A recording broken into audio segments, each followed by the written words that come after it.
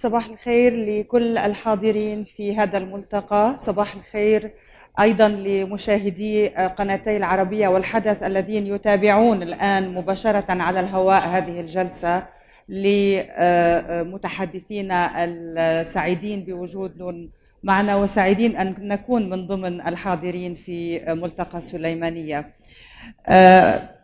هذه الجلسة تحمل عنوان آفاق دور العراق العائد إلى المنطقة، إذا كنت أترجم بشكل صحيح دكتور برا.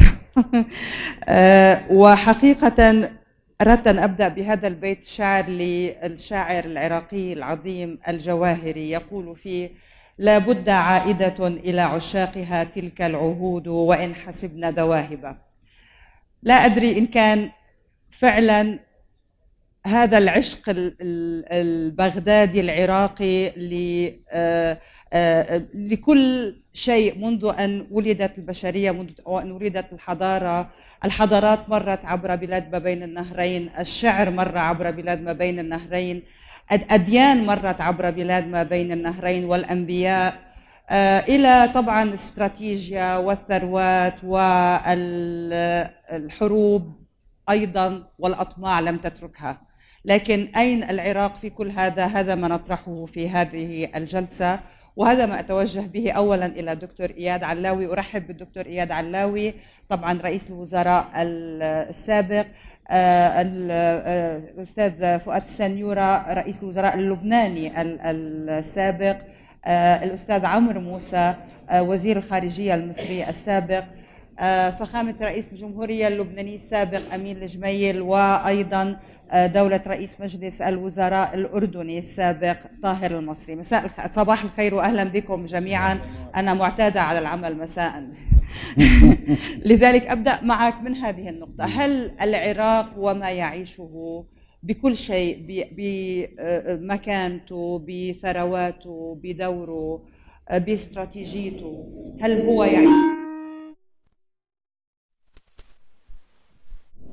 والله شكرا اولا على هذه الجلسه الكريمه اللي وفروها الاخوان في جامعه السليمانيه والاخ العزيز رئيس جمهوريه العراق.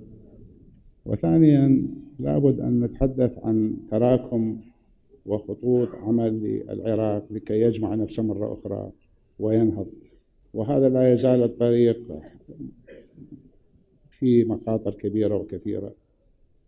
في مقدمة الأوضاع إعادة ترتيب البيت العراقي، وإعادة ترتيب البيت العراقي مسألة مهمة، وإذا ما تحققت لا يستطيع أنه هو بمسؤولياته. والبيت العراقي يجب أن نخرج من الطائفية السياسية، يجب أن نخرج من المحاصصة، يجب أن نبني عراقا للمواطنين للمواطنة وليس عراقا. هل هذه شؤون داخلية أم شؤون داخلية لا، وهي مسارات ثلاثة الحقيقة: مسار وطني عراقي، كيف نعود بهذا العراق إلى الصدارة داخليا ونهيئه لكي يلعب دورا مهما في المنطقة والعالم.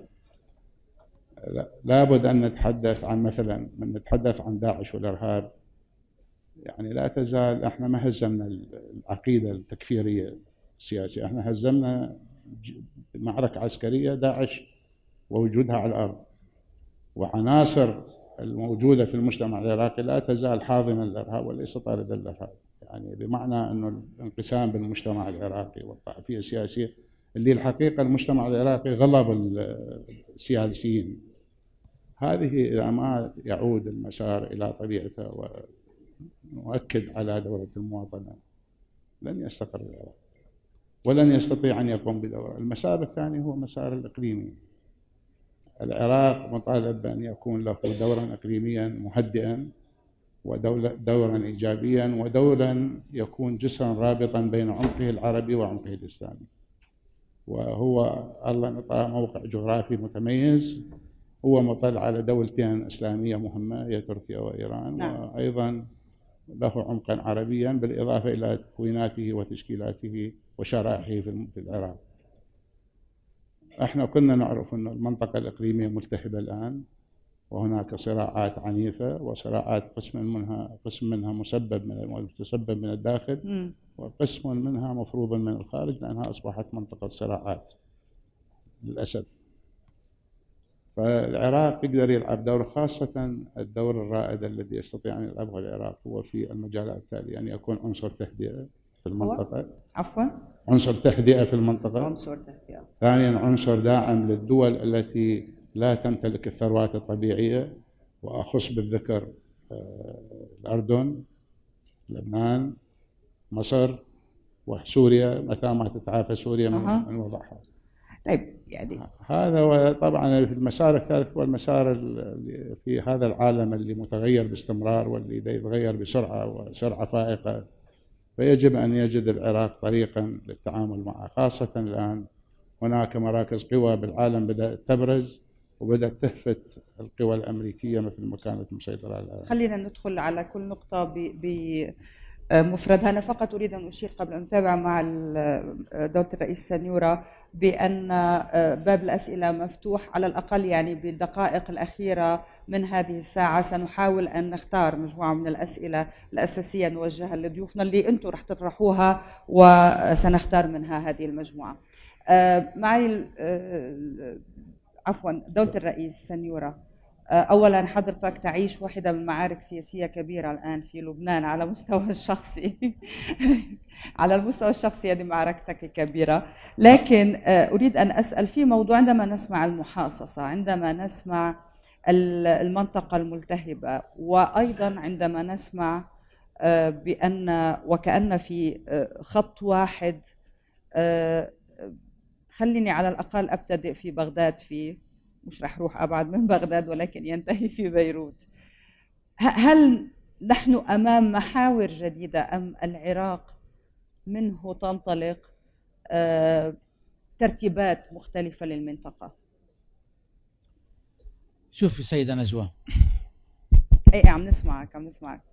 أنا أعتقد أن العراق لكي يقوم بدوره الذي طالما لعبه في السابق على الصعيد الإقليمي يتطلب تحقق أمرين: داخلي وخارجي. لابد لي من القول بداية أن العراق غني بموقعه وبتنوعه وبتاريخه وبأبنائه وبثرواته الطبيعية، وهو لطالما كان له الموقع والمكانة الاستراتيجية الهامة عبر التاريخ، وبالتالي يستحق ويحق له أن يكون له هذا الدور الإقليمي الذي يتمناه أبناؤه ويتمناه له أشقاؤه، لما فيه مصلحته ومصلحة العراقيين ومصلحة أيضا المنطقة العربية ككل، والسلم الإقليمي والسلم الدولي. أنا قبل 11 سنة جيت للعراق في زيارة رسمية عندما كنت رئيسا للوزراء، وعقدت مؤتمرا صحفيا في بغداد بحضور السيد المالكي رئيس الوزراء. قبل 11 سنة كاميكاز، يعني كنت كاميكاز بالضبط. أنا قلت وقتها أني أتمنى أن تكون زيارتي إذانا بعودة العرب إلى العراق وعودة العراق إلى العرب، لكن هذا الأمل لم يتحقق كما كنت أتمنى وكما يتمناه العراقيون ويتمناه له أشقاؤهم العرب من حوله، ويبدو أن ذلك كان بسبب جملة من المشكلات الداخلية وتداخلها بين بعضها بعضا، وأيضا بسبب التدخلات الإقليمية التي اتخذت أشكالا غير مسبوقة كما نعرفها وغير مقبولة من منظمات إرهابية لا نعلم من كان وراءها، ولكن نقدر ما هي المصالح التي كانت وراء تلك هذه العمليات. بالتالي أدت إلى إشغال العراقيين وبالتالي في إفقار البلد وتدبيره. وفي المحصلة تلك الأحداث لم يتمكن العراق أن يحقق التقدم بالقدر المطلوب في بناء الدولة الوطنية.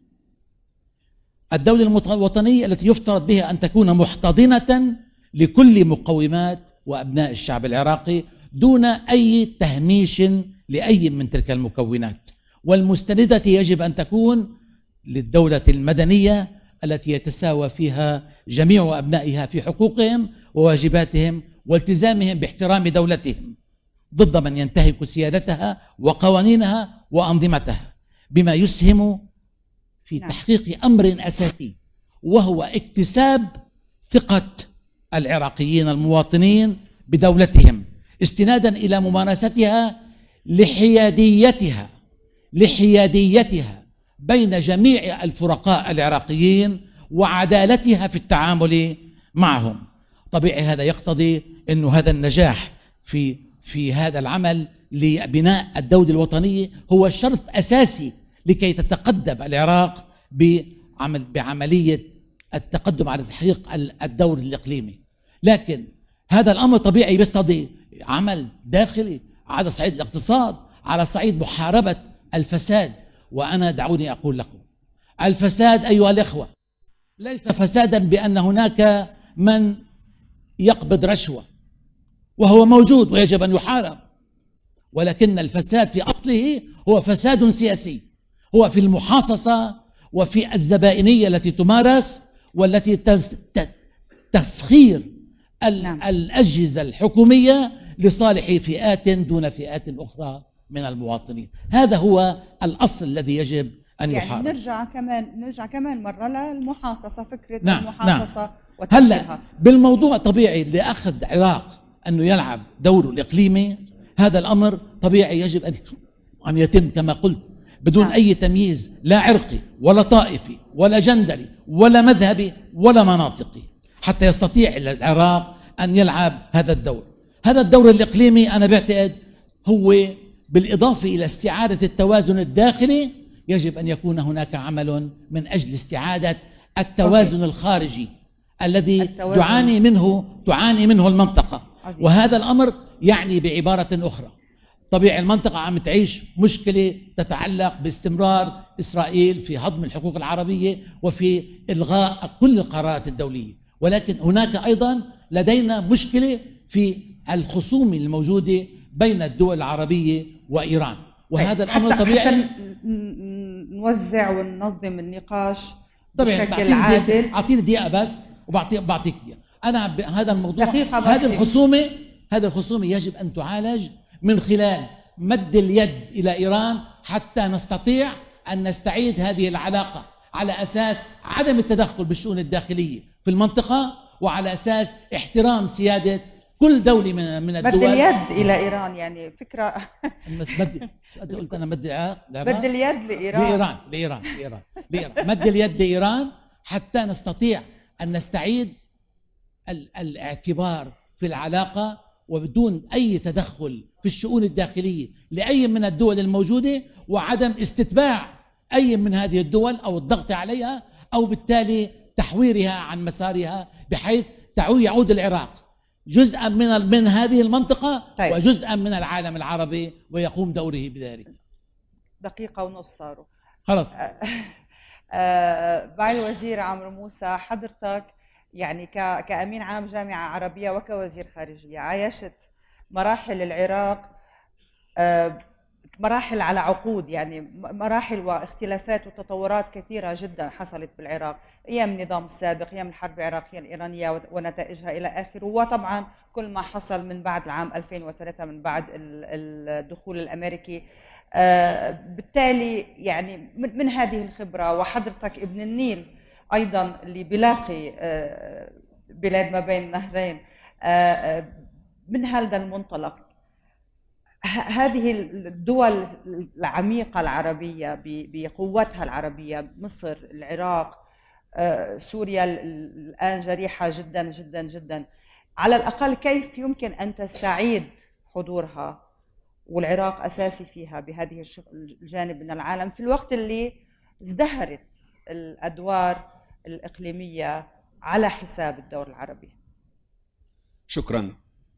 أود أولا أن أحيي السيد رئيس الجمهورية والسيدة عقيلته وأشكرهم للطفهم معنا كزوار في نتحدث عن نفس هذا الموضوع اللي بتكلمي عنه. وأيضا أحيي هذه الجامعة في مؤتمراتها المتتالية اللي أنا شايف أنها بتعالج أمور كثيرة حساسة ومطلوب النقاش فيها، النقاش المفتوح، وفي العراق بصفة خاصة وفي كردستان بصفة أخص. الموضوع المطروح موضوع لا ينبثق منه نحن نجيب على سؤال نقول كيف يعود العراق. العراق عضو في الجامعة العربية والمجتمع العربي والمجتمع الإقليمي، لا نناقش عودته ولكن نناقش تأكيد الدور العراقي. نناقش قوة احنا العودة. أفهم؟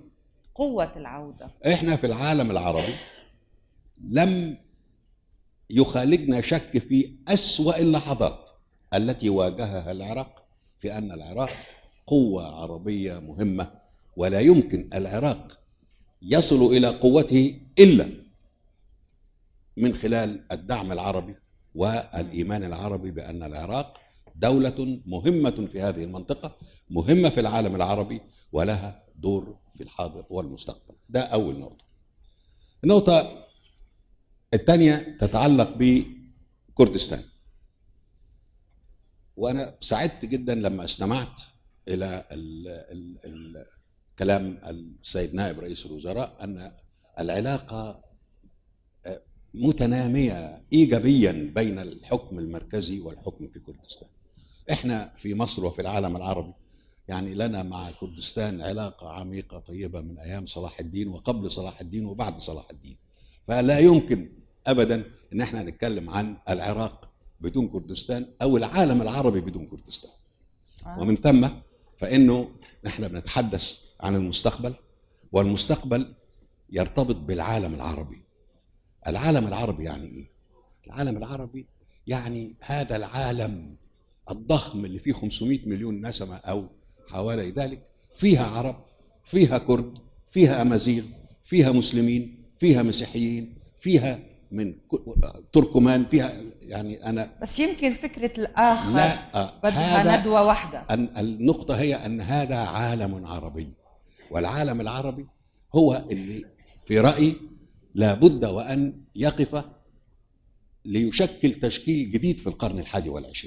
المسألة مش مسألة قوميات ولا مسألة عنصريات، ولكن مسألة كيف نعيش سويا ونسير إلى الأمام. ده يتطلب في نفس الوقت حل المشاكل القائمة، والعراق لا يمكن أن ينفصل عن هذه المشاكل، منها مشكلة فلسطين، منها مشكلة سوريا، ومنها مشكلة التنمية ومشاكل المختلفة. ومن الآن يعني المسألة لا الكلام المرتب إنه لما يشفى العراق يتفرغ للقرار أبدا. العراق اليوم ونحن كلنا عندنا مشاكل، إنما كلنا علينا التزامات أن نتحرك في إطار المنطقة وإطار الإقليم، ونعطي التصور للمستقبل. ما هو مستقبل هذه المنطقة؟ وهذه المنطقة الغنية الثرية إنما المضطربة المتوترة لابد لها من أعمدة. من هذه الأعمدة العراق أحد الأعمدة الرئيسية في هذه المنطقة العربية أو ما تسمى بالشرق الأوسط على اتساع. أجي إلى النقطة الثالثة وهي المتعلقة بالعراق نفسه. الحقيقة العراق عانى كثيرا، والكلمة اللي قالتها ممثلة الأمين العام للأمم المتحدة كانت كلمة ضافية ومهمة للغاية، أنه في عيوب كبيرة وفي اضطرابات كبيرة في العراق، منها وعلى يمكن الأساس الأول النقطة الأولى هي موضوع الطائفية والمذهبية. هذا أمر يعني أي واحد مثقف لا يصح أن يؤمن به، لا يصح أن يتعامل معه. إزاي نحن كيف نقبل نزاع أو صراع مفتعل بين الشيعة والسنة؟ ليه؟ لماذا نقبل هذا؟ يجب رفض هذا الكلام. العراق لكل مواطنيه بصرف النظر عن ألوانهم ومعتقداتهم ومذاهبهم. هنا نقطة الانطلاق للعراق. إذا هذه النقطة لم تعالج لن يستطيع العراق الانطلاق، ومن ثم لن يستطيع لعب الدور اللي احنا كلنا نأمل أن يلعب. خليني أروح بهذه النقطة إلى فخامة الرئيس أمين جميل، اللي كمان فخامتك عايشت طبعا عايشت لبنان بفتراته الصعبة بعدها مستمرة بدون عنف، ولكن عنف بشكل آخر. النقطة أنا متحدث عنها مع الوزير متعلقة بتقبل الآخر، فكرة تقبل الآخر، فكرة جدا كبيرة. يعني بالعراق في الإثنية الأخرى وفي المذاهب الأخرى وفي الديانات الأخرى اللي منها مش مش سماوية حتى يعني. فأنا حقيقة أريد أن أصل هنا، هل هذا واقع لا لم نفهم كعرب وكمواطنين في هذه المنطقة كيفية التعامل معه، أو هو هذا الصراع بين خط طهران، بغداد، دمشق، بيروت، أو بغداد، الرياض، عمان، القاهرة، ما بعرف يعني. ما رأيك؟ يعني موضوع الندوة تاعنا هلا هي استعادة دور العراق الإقليمي، وهذا موضوع مهم. أنا بدي أتناوله ليس فقط من الناحية العراقية، إنما في تواصل وفي نقاط كثير مشتركة مع كل الدول العربية. اللي عم بيعاني منه العراق عم بيعاني منه لبنان، بيعاني سوريا. عرفت العراق بعدة أكيد نحن عرفنا العراق، نحن نعتبر العراق بيتنا وأهل العراق أهلنا، وهذا ما كلام مجاملي، كلام واقع عشته، لأنه أنا عندي أكثر من لقاء وزيارة للعراق. على كل حال نحن بموضوع الندوة تبعنا اليوم والوضع استعادة دور العراق الإقليمي بيجعلنا نحكي عن العالم العربي ككل، يعني العالم، لأنه في نقاط مشتركة كان على صعيد المجتمع العربي، كان على صعيد المشكلات اللي عم بيعاني منها هذا المجتمع العربي والإنسان العربي. بدي يعني شوي عندي في الكلام اللي قاله سيادة الرئيس برهام عن الوضع في العراق والتطور اللي حصل بالعراق مؤخرا على صعيد العلاقات الإنسانية، العلاقات الاجتماعية، علاقات الناس مع بعض البعض، أو على صعيد النمو. حقيقة كلام مطمئن وبسهل، يعني هو بحد ذاته بشكل برنامج يجيب على سؤالك أو على موضوع هذه الندوة، لأن اضطر مسبقا لكل هالمواضيع اللي عم نعاني نحن منها، العراق عم بيعاني منها والعالم العربي عم بيعاني منها، خاصة لجهة العلاقات العربية، العلاقات الإقليمية والتطور والمطلوب على صعيد نمو العراق. وكذلك الأمر الكلام اللي سمعناه من السيد قباد طلبادي اللي كمان بوضع النقاط على الحروف، وكذلك الأمر ركز على قضايا الحوكمة الرشيدي، على بعض المشاكل اللي عم بيعاني منها العالم، العراق بشكل أساسي والعالم العربي. أنا هون من انطلاقا من هالشمولية، انطلاقا من النقاط المشتركة، بدي أركز على 3 نقاط بسرعة اللي هي نحن بحاجة إلها اليوم حتى نحط مجتمعنا على الخط الصحيح، المجتمع العربي. أولا في الجدلية ما بين علاقات الناس مع بعض البعض، الناس يعني الملل، الطوائف، المذاهب، الإثنيات، في جدلية كبيرة. ونحن هون بهالإطار هذا بد ما يكون هالجدلية هذه جدلية بناءة خلاقة، ونستعمل كل هالتنوع من أجل مبادرة خلاقة، من أجل مشروع خلاق. يعني أحيانا عم نستعمل هذه الجدلية للتناحر، أيام تناحر دموي.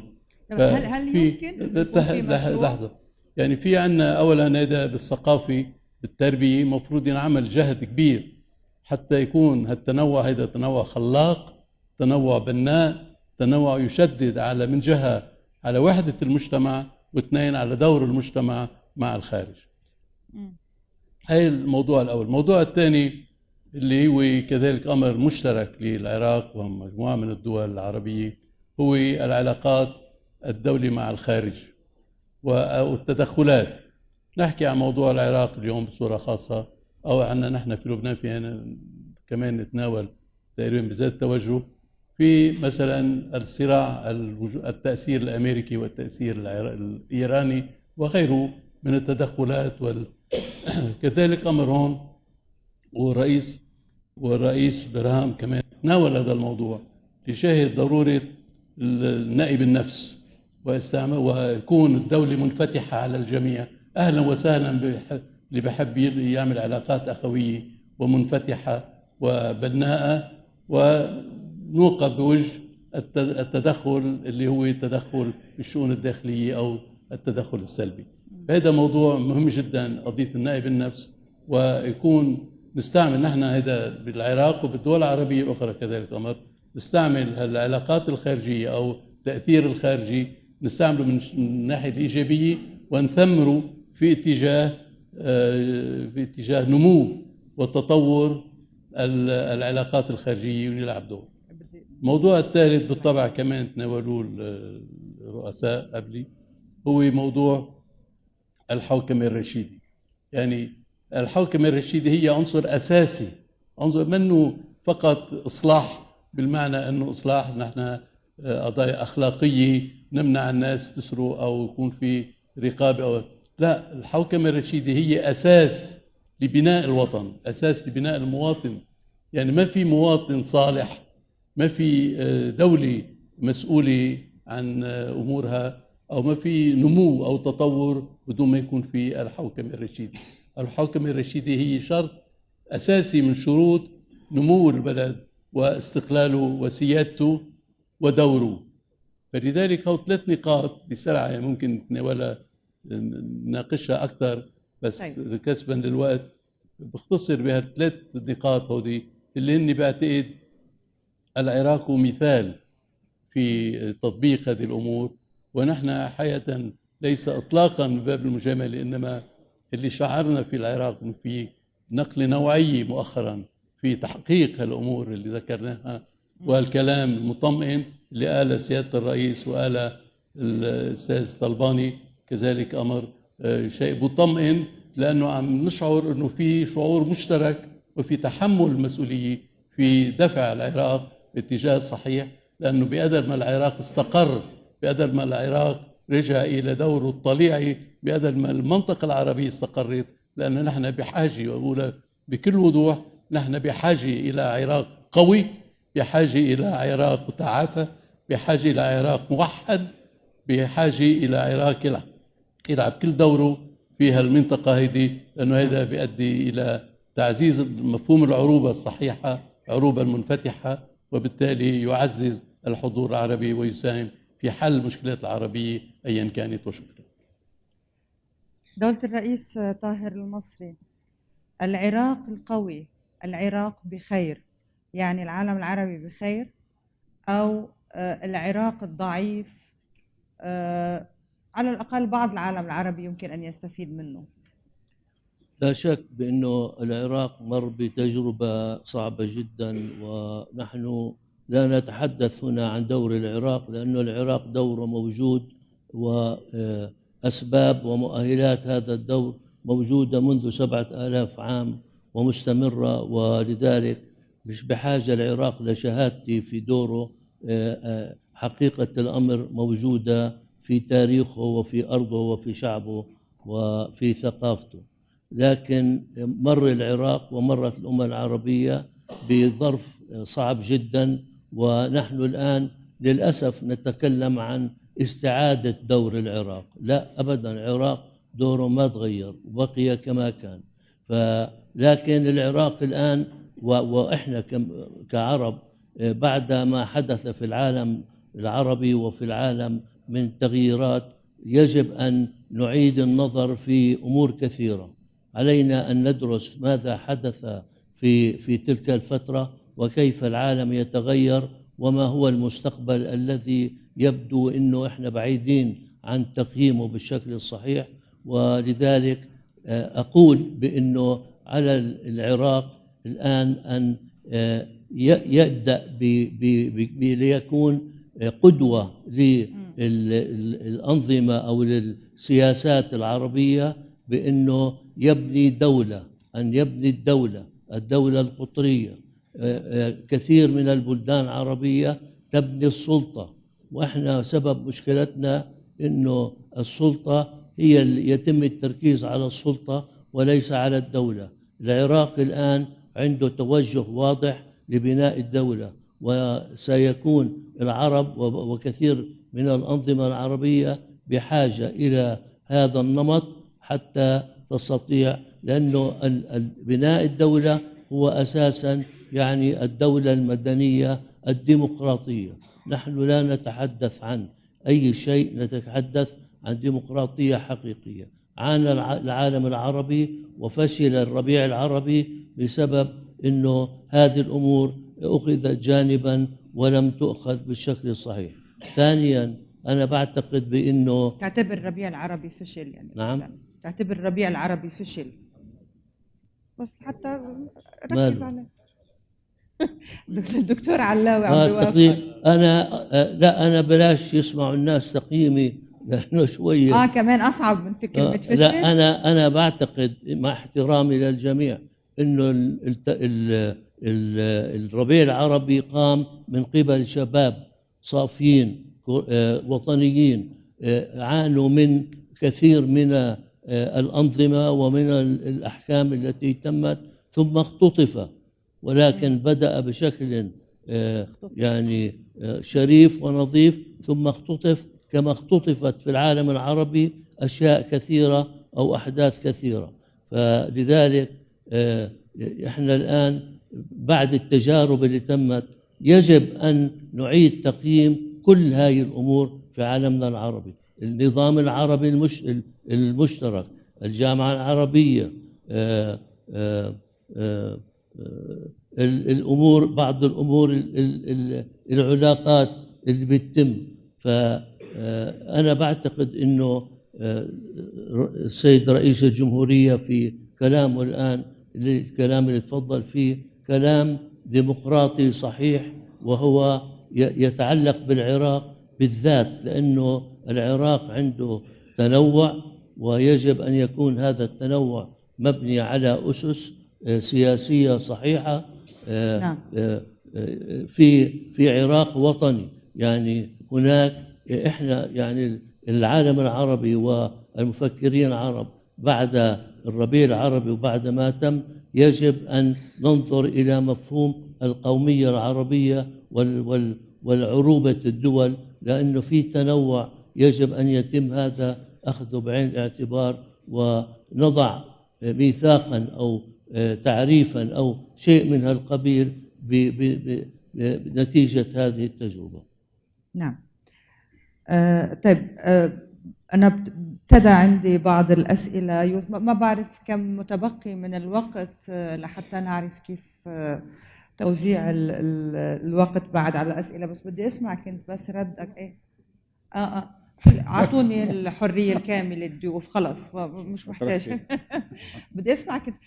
كنت متشائم في إجابتك عندما سألتك عن وضع العراق، ووافقت على كل الكلام اللي تكلموه الضيوف حول دور العراق الإيجابي ونموه الإيجابي. ما فهمت. ممكن أن يكون إيجابي، ولا بد أن يكون إيجابي، وفي بارقة أمل الآن أن يتحول إلى موقف إيجابي العراق، لكن على العراق أن ينظم بيته الداخلي، وهناك مشاكل في البيت الداخلي العراقي يجب أن ما نستغني أو ننساها.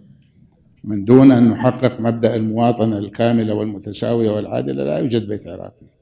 ما لم نحل قضية كردستان لا يوجد بيت عراقي.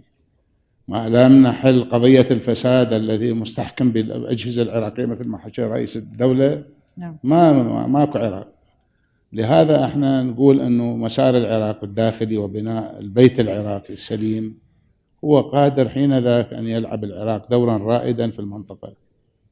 وثانيا العراق عليه مهمة كبيرة بسبب موقعه الجغرافي أولا، وبسبب إمكانياته ثانيا، أن يكون واضح في تهدئة التوترات في المنطقة. يعني احنا لا ننكر أنه أكو توتر مع تركيا، أكو توتر مع إيران، مو بس بين العراق وهذه الدول، لكن عام يعني في المنطقة، وانعكاساته في المنطقة واضحة. وهناك صراعات تجري على أراضي المنطقة وعلى أراضي العراق من دول وإرادات دولية وإرادات إقليمية.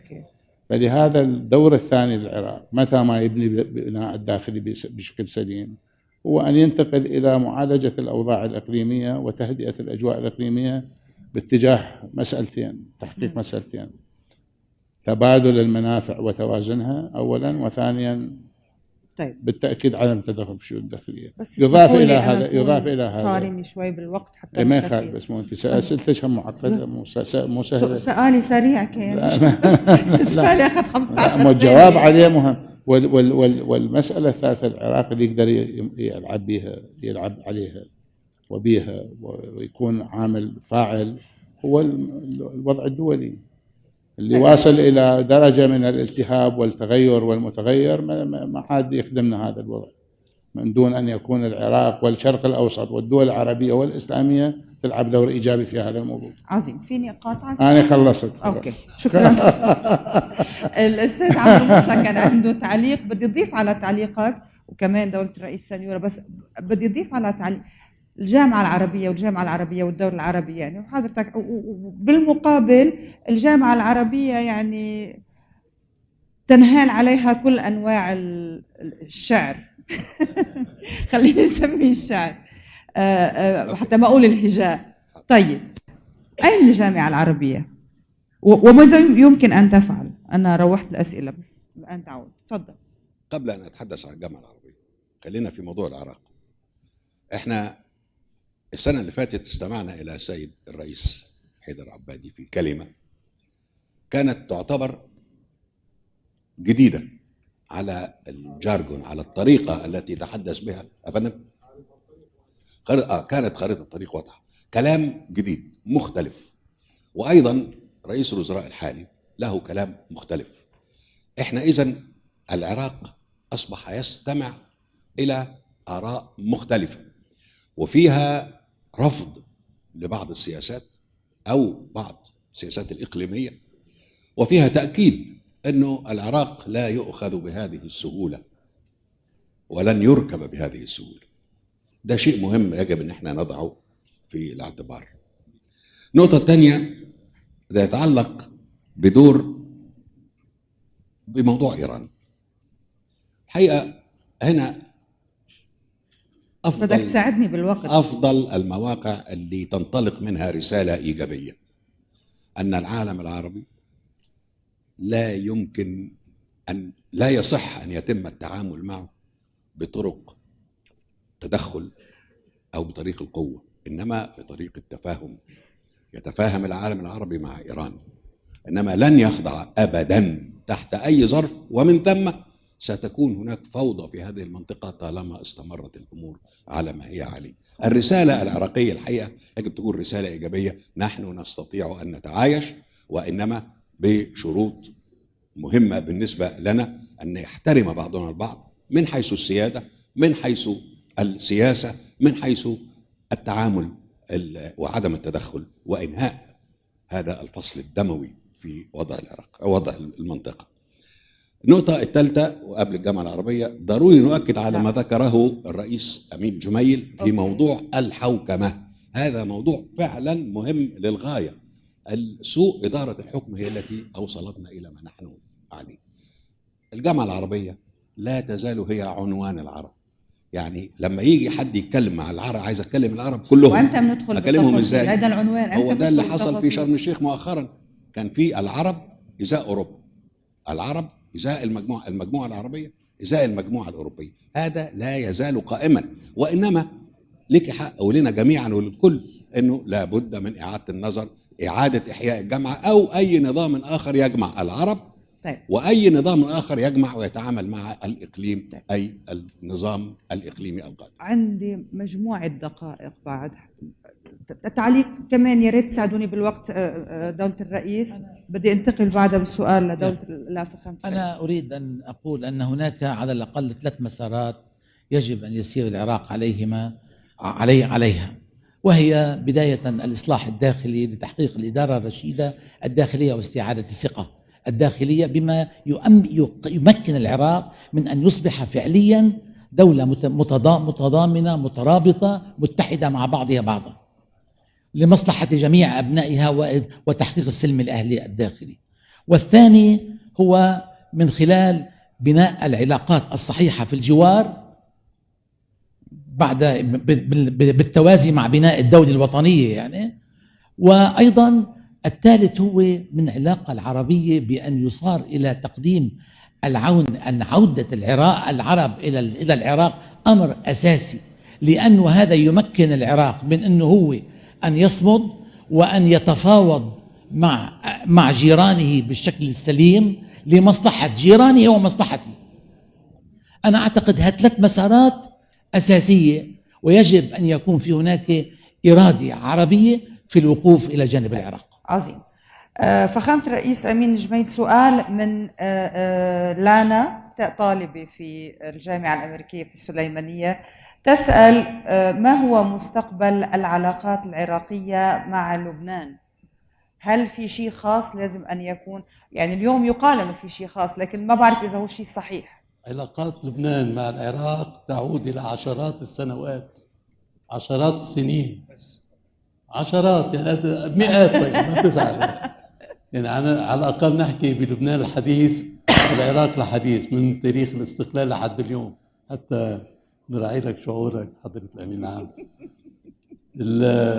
يعني حقيقة في أولا ما بعتقد إذا حدا بنسأل الأخوة العراقيين مين ما عنده بيت بلبنان، مين ما عنده موطن قدم بلبنان، مين ما زار لبنان بفرصة أو بمناسبة معينة.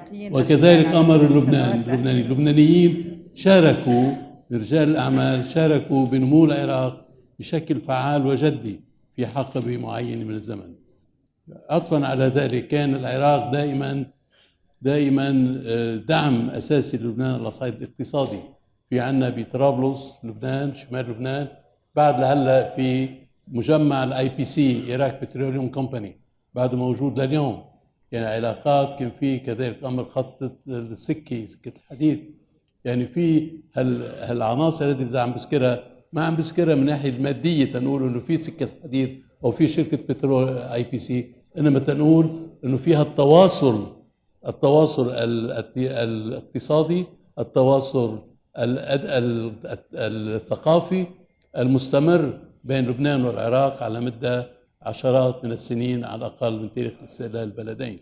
ولذلك نحن فخورون بهالعلاقة بين لبنان والعراق، وكل ما نتمناه خاصة بعد ما سمعنا الكلام الإيجابي البناء من قبل المسؤولين في العراق، لابد من تطوير هذه العلاقة حتى نقدر نحقق أمنية الشعب العراقي والشعب اللبناني لجهة التكامل بين الشعبين، ويكونوا هن قدوة في عمل عربي أشمل.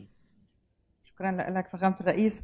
السؤال الآخر ويمكن الأخير يكون، خلينا نقول، من أيضا تلميذ بالجامعة الأمريكية في سليمانية، محمد، رح وجهه للدكتور مصري، وهو أيضا الآن حول دور العراق دور العراق في مستقبل الشرق الأوسط. إيه السؤال ولا؟ لا، سؤال لدكتور مصري. لي أنا؟ أبونا إيه؟ والله مستقبل حكينا فيه يعني واضح جدا، لكن أنا بدي دور العراق في هذا المستقبل. نعم، دور مهم جدا.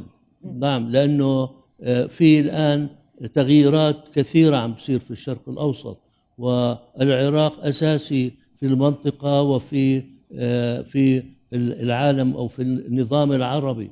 ولذلك الآن بعتقد أنه في ماستر بلان عمالها تظهر للمنطقة بعد ما ترامب وجماعته قرروا حول سياسات معينة تجاه إسرائيل، وفي خطط لتنمية معينة سواء في غزة في مناطق أخرى بلدان عربية، لكي يتم تثبيت هذا الواقع اللي موجود فيه. أنا بعتقد إنه بعد ما حكينا على ترتيب البيت العراقي الداخلي، بعتقد إنه يجب أن نرتب وضعنا العربي بشكل مهم، حتى لأنه إحنا كعرب صار عندنا يعني أحداث نتيجتها كانت أكلت يوم أكل الثور الأبيض.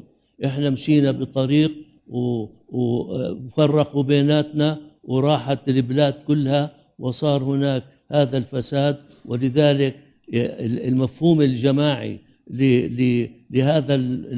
لهذه المنطقة بوجود العراق القوي الديمقراطي وهو أمر مهم جدا، وربما مش وقته الآن، ما فيش وقت أحكي، لكن أنا بعتقد أنه يعني المفهوم الوحدة العربية يجب أن ندرسه من جديد، مش المبدأ، لا، الوحدة العربية أساس، لكن بدنا ندرس موضوع الأقاليم.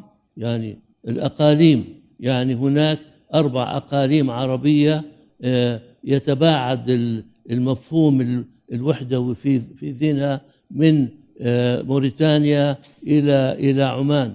ففي أقاليم في الخليج، في الخلال الخصيب، في وادي النيل، في المغرب العربي. هذه هي الأمور اللي بس هذا مش وقته يعني إحنا نحكي، لكن لابد من يعني الحديث في، ما احنا الزمن بيتغير، بدنا نتغير، بدنا نواكب ما يحدث في العالم. فلذلك وحدتنا العراق في هذه المنطقة، في هذه المرحلة مهم جدا، لأنه التسويات تتم والصفقات تعلن، ونحن لا رأي لنا، لا رأي لنا في كل ما يجري. كل ما يجري يقرر بالخارج ونحن نأتي ونطبقه. لذلك أخيرا أقول إنه الشيء اللي لازم نقوله في موضوع العراق للفرقاء بدون تسمية أسماء ولا أستثني أحدا: ارفعوا أيديكم عن العراق وحلوا عنه وخليه يعرف يبني مستقبل. حلوا عنه أوضح من ارفعوا أيديكم. حلوا عنه باختصار. حلوا عنه هاي عامية، معلش. باختصار شديد إذا بتريد دكتور إياد، بدي أخذ هذا السؤال لأنه يعني أساسي. ما هو دور حكومة إقليم كردستان في نجاح العراق كدولة؟ باختصار لو سمحت، لأن آخر سؤال. في حديث مع الأخ العزيز مسعود البرزاني قبل سنوات طويلة تكلمنا عن أنه استقرار الأوضاع في كردستان سيساهم مساهمة مباشرة في استقرار الأوضاع في العراق، والعكس صحيح. وفي حينها يعني الإقليم استقر قبل المركز. لا، ما استقر. وين بعد ما يعني استقر؟ خلي هي نقاط بالدستور ونقاط مشاكل بالداخل والى اخره، بس بالسياسه وحتى السياسه. فاحنا ننشد الاستقرار في اقليم كردستان لان سيؤثر على الاستقرار في العراق وسيساهم في صناعه الاستقرار في العراق، والاستقرار في بقيه انحاء العراق ستساهم ايضا في استقرار كردستان. وهذا شيء، احنا دولة واحدة ومترابطة وهناك علاقات والى اخره، وهناك الدستور نقاط يجب ان تراعى ويجب ان تثبت بالرغم من تحفظاتي على الدستور، لكن هذا واقع انه هذه المسائل مهمة يجب ان تؤخذ بنظر الاعتبار في المناطق المختلف عليها، في مسألة موازنة توزيع الثروات المالية، في موضوع القانون النفط والغاز. هاي كلها مسائل مهمة لم تنجز إلى حد الآن بالرغم من أنه مكتوبة بالدستور. ولهذا أنا أعتقد أنه، وإضافة إلى هذا، العروبة الموجودة في العراق وعروبة العراق هي أساسية، لكن احنا نتحدث عن العروبة المنفتحة المستنيرة التي تتعامل مع الشرائح الغير عربية الموجودة في دولنا العربية. هذا هو العروبة المستنيرة اللي احنا نتحدث عنها. ولهذا أنا أعتقد أن العراق إذا أحسن تنظيم بيته الداخلي سيلعب دور مذهل في العالم وفي المنطقة بصراحة. أنا فقط أريد أن أشير إلى أن السؤال كان من سيد كاروخ، وهو مواطن من السليمانية، حتى ما نكون ظلمنا صاحب السؤال. بهذا السؤال اسمحوا لي أن نوصل لختام هذه الجلسة. ما بعرف إذا في حدا منكم عنده تعليق على أي شيء إضافي، لكن وقتنا انتهى. بدي أتشكركم شكرا جزيلا رئيس الوزراء العراقي الأسبق دكتور إياد علاوي، رئيس الوزراء اللبناني الأسبق فؤاد سنيورة، معالي وزير الخارجية المصري الأسبق عمرو موسى، فخامة رئيس الجمهورية الأسبق كمان أمير الجميل، ورئيس الوزراء الأردني الأسبق. نعم أسبق. يعني ما أنا ما قلتها. إن شاء الله كلكم ترجعوا. شكرا لكم. شكرا.